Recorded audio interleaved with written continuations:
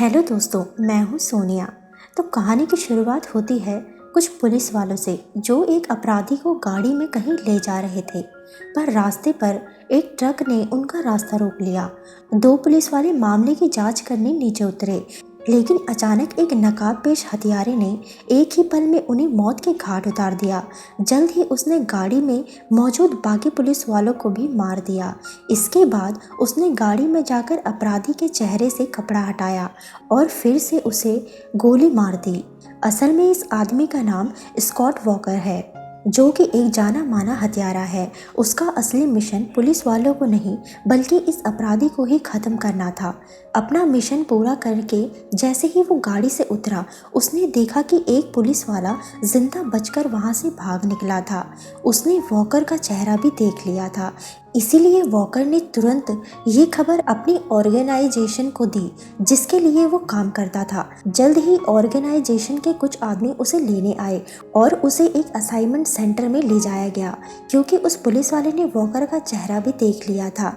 इसीलिए सेंटर पर उसकी पहचान बदलकर कागजों में नई पहचान बनाई जाएगी ताकि आगे चलकर कोई उसे पकड़ ना सके। तब तक वॉकर को कुछ दिनों के लिए यहीं छुपना होगा। फिर स्मिथ नाम का एक आदमी उसे ऑफिस तक ले आया और वॉकर से उसकी पहचान के सारे कागज लिए। तभी वॉकर ने देखा कि जॉन नाम का एक किलर वहां ऑर्गेनाइज के आदमी को पीट रहा था। वॉकर ने उस आदमी की मदद करने की कोशिश की, लेकिन स्मिथ ने उसे रोक लिया। स्मिथ नहीं चाहता था कि वॉकर ऐसे लफड़ों में फंसकर अपनी मुश्किलें और बढ़ा ले। आखिरकार अपनी उंगलियों के निशान स्कैन करवाकर वॉकर अपने खुफिया कमरे की ओर चला गया। वहां उसके अलावा और कई किलर्स अपनी पहचान बदलवाने के हिसार में छुपे हुए थे। तभी वॉकर की नज़र जूलियट नाम की लड़की पर पड़ी। इसके बाद हम बाहर 3 और किलर्स को देख पाते हैं जिनके नाम थे रेत, माफिया और टॉम। इन तीनों को इनके बॉस लोगन ने एक औरत को पकड़कर लाने के मिशन में भेजा था। उधर ऑर्गेनाइजेशन के अड्डे पर स्मिथ ने वॉकर के कमरे में एक कागज खिसकाया और फिर वो मिशेल नाम की एक लड़की से मिलने चला गया था। स्मिथ मिशेल को काफ़ी समय से पसंद करता था, लेकिन आज तक उससे ये बात कह नहीं पाया था। खैर, उससे बात करके मिशेल अपने घर चली गई। फिर जल्द ही उन 3 किलर्स की टीम इस अड्डे पर आ पहुंची और तब ये खुलासा होता है कि ये लोग यहाँ हमला करके एक लड़की को पकड़ने आए थे। मारिया ने दरवाजे पर खड़े गार्ड को भी मार डाला और फिर उन तीनों ने चुपके से अपनी गुंडों की फौज को अंदर भेज दिया। उधर उन्होंने वो कागज खोला तो उसमें एक नेकलेस था जिसमें एक छोटी बच्ची की तस्वीर थी। ये बच्ची असल में वॉकर की बेटी थी जो कई साल पहले मारी गई थी। उसकी तस्वीर देखकर वॉकर की आंखें भर आई। इधर अल्ड्रा ने छुपके से स्टोरेज रूम में घुसकर वॉकर के कमरे की चाबी चुरा ली थी। वहीं रे और उसकी टीम ने जल्द ही सीसीटीवी पर कब्जा करके अड्डे के सारे दरवाजे बंद कर दिए। स्मिथ तो कमरे में गाने सुन रहा था, इसीलिए उसे खबर तक नहीं हुई कि कब रे की टीम वहां घुस आई। पर जैसे ही वो कमरे से बाहर निकला तो गार्ड की लाश जमीन पर देखकर उसके होश उड़ गए। उसने तुरंत सिक्योरिटी अलार्म बजा दिया, लेकिन वॉकर तो अपनी बेटी के गम में बैठा था। तभी जूलियट ऑयल दावा वहां वॉकर की मदद मांगने आई, लेकिन वॉकर ने साफ इनकार कर दिया क्योंकि वो तो उन दोनों को जानता तक नहीं था। एल्डा ने कहा कि मैं खुद भी एक कातिल हूँ और मैं तुम्हें जानती हूँ, लेकिन वॉकर ने उस पर कोई ध्यान नहीं दिया। आखिरकार एल्डा गुस्से में जूलियट को लेकर वहाँ से चली गई। कुछ ही देर में किलर वॉकर के कमरे में घुसा और उस पर गोली चला दी, पर खुशकिस्मती से वॉकर नीचे होकर बच गया और फिर उसने अपनी काबिलियत से उस किलर को मार गिराया। वो समझ गया था कि अड्डे पर दुश्मनों ने हमला कर दिया है, इसीलिए वो तुरंत एल्डा के कमरे में पहुंचा। वहीं उसने भी एक आदमी को मार गिराया था, लेकिन तभी और गुंडों ने आकर उस पर हमला कर दिया। तब एल्डा अकेली उनका सामना करने निकल पड़ी। वॉकर अब भी उसकी मदद नहीं करना चाहता था, लेकिन उसे अकेले लड़ते देख आखिरकार वॉकर ने उसका साथ देने का फैसला किया।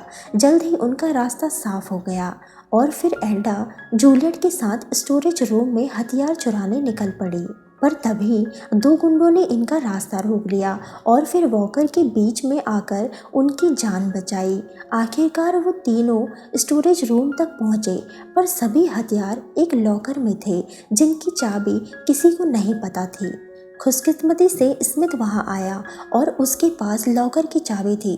जल्द ही उसने कुछ हथियार उठा लिए, लेकिन तभी कई गुंडे उस कमरे में घुस आए। इसके बाद दोनों टीम ने भयंकर लड़ाई शुरू हो गई और इसी बीच बेचारा स्मिथ अपनी जान से हाथ धो बैठा। पर एल्डा और वॉकर ने बिना हिम्मत हारे एक एक करके सबको ठिकाने लगा दिया था। वॉकर भी काफ़ी जख्मी हो गया था, इसीलिए वो मेडिकल रूम गए, जहां वॉकर ने अपने जख्मों पर मरहम लगाई। तब एल्डा ने अपनी कहानी सुनाते हुए कहा कि असल में वो एक माफिया ग्रुप के लिए किलर का काम करती थी। ये ग्रुप औरतों और बच्चों की तस्करी का धंधा चलाता था और जूलियट को भी उन्होंने बेचने के लिए ही अगवा किया था। लेकिन एल्डा का बॉस लोगों का दिल जूलियट की खूबसूरती पर आ गया और उसने जूलियट के साथ ज़बरदस्ती करके उसे प्रेग्नेंट कर दिया। लेकिन जल्द ही जूलियट से लोगन का दिल भर गया और उसने जूलियट के बच्चे को मारकर उसे बेचने का फैसला किया। लेकिन एल्डा जूलियट के साथ हो रही बदसलूकी देख ना सकी, इसीलिए वो लोगन को धोखा देकर जूलियट को भगाकर यहाँ ले आई। और अब लोगन को उनके बारे में पता चल गया था, इसीलिए उसने अपने आदमियों को यहाँ हमला करने भेजा ताकि वो जूलियट को पकड़कर उसके सामने पेश कर सके। इसके बाद एल्डा मॉनिटर रूम की ओर गई ताकि वो खराब सिग्नल को वापस ठीक कर सके। हालांकि रास्ते में कई गुंडों ने उस पर हमला किया, लेकिन वो सबको मारकर आखिरकार सिक्योरिटी रूम तक पहुंच ही गई। उधर जब रे को खबर मिली कि उसके इतने गुंडे मारे गए तो वो गुस्से में तिलमिला उठा। अब उसने टॉम और मारिया को ये मिशन पूरा करने का जिम्मा सौंपा। फिर मारिया अड्डे में घुसकर एक कमरे में पहुंची जहां 3 किलर्स छुपे हुए थे। उसने उन सबको काफ़ी पैसों का लालच देकर वॉकर को मार डालने का कहा। इसके बाद रॉय नाम के एक किलर ने वॉकर और उसके दोस्तों के सामने अंधाधुंध गोलियां चलाई, लेकिन उनकी गोलियां ख़त्म होते ही वॉकर ने अपनी बंदूक से उसका काम तमाम कर दिया। फिर वॉकर, एल्डा और जूलियट सिग्नल ठीक करने के बाद एक कमरे में पहुंचे जहां से फ़ोन करके वो ऑर्गेनाइजेशन से मदद मांग सकते थे। पर यहाँ भी पहले से ही गुंडा उनका इंतज़ार कर रहा था। तब वॉकर ने धुएं को एक बंद कमरे में छोड़ दिया ताकि ये किलर डरकर बाहर आ जाए। उसके बाहर आते ही वॉकर कमरे में घुसे, लेकिन जल्द ही वो किलर भी वहाँ लौट आया और उसने उसके सर पर जोरदार वार करके उसे बेहोश कर दिया। फिर उसने वॉकर पर हमला किया, लेकिन वॉकर भी इस हट्टे खट्टे किरदार के सामने कमज़ोर पड़ रहा था। जूलियट ने भी उसकी मदद करने की बहुत कोशिश की, लेकिन कोई फ़ायदा नहीं हुआ। तभी एल्डा को अचानक होश आ गया और उसने उठकर किलर पर लगातार वार किया। फिर भी उसके साथ शामिल हुआ और दोनों ने मिलकर उस कातिल को मौत के घाट उतार दिया। आखिरकार वॉकर ने अपने ऑर्गेनाइजेशन को फ़ोन करके कहा कि उन्हें मदद की बहुत ज़रूरत है।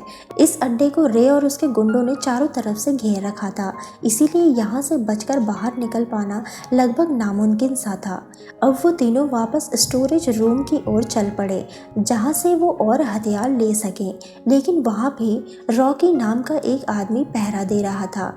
अब वॉकर रॉकी को उकसाकर दूसरी ओर ले आया ताकि पीछे से एल्डा और जूलियट स्टोरेज रूम में घुस सके, लेकिन जल्द ही रॉकी ने अड्डे के पेट में चाकू घोंप दिया। वहीं रॉकी और वॉकर की लड़ाई में आखिरकार वॉकर अपनी पूरी ताकत लगाकर उसे मार ही डालता है। इसके बाद वो रायन को अपने पीछे लगाकर पार्किंग तक ले आया।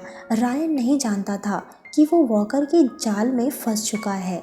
जैसे ही वो गाड़ी के करीब पहुंचा तो वॉकर ने वहां बॉम्ब का धमाका कर दिया, जिससे रायन के चिथड़े उड़ गए। वहीं दूसरी ओर जूलियट हथियार चुराने स्टोरेज रूम तक पहुंची, लेकिन मारिया भी उसका पीछा करती हुई वहां आ गई थी। जल्द ही उसने जूलियट को अगवा कर लिया और वहां से भाग निकली। इसके बाद वॉकर स्टोरेज रूम में पहुंचा तो उसने देखा कि उसकी नई पहचान के कागज़ तैयार थे और साथ ही उसके लिए ढेर सारा पैसा भी रखा गया था। लेकिन वो खुश नहीं था क्योंकि उसके इतने सारे साथी रे के गुंडों के हाथों मारे गए थे। तभी एल्डा ने उसे वहां आकर खबर दी कि रे के गुंडों ने जूलियट को अगवा कर लिया है। लेकिन वॉकर अब तक इन घटनाओं से एकदम टूट चुका था। अब उसमें और लड़ने की हिम्मत नहीं थी। तब एल्डा ने उससे पूछा कि अगर जूलियट का भी उसके बीवी और बेटी जैसा हाल हुआ तो क्या उसे खुशी मिलेगी। असल में एल्डा वॉकर की सारी कहानी जानती थी। कई साल पहले औरतों की तस्करी करने वाले माफिया ग्रुप ने वॉकर की बीवी और बेटी को मार डाला था, लेकिन वॉकर ने एल्डा के सवाल का कोई जवाब नहीं दिया, क्योंकि उसके हिसाब से जूलियट को बचाना उसका काम नहीं है। आखिरकार एल्डा अकेले ही जूलियट को बचाने निकल पड़ी। इधर जब वॉकर अड्डे से निकल रहा था तो अचानक से उसे अपनी बेटी का नेकलेस दिखाई दिया। तब एहसास हुआ कि उसे जूलियट की जान बचानी चाहिए।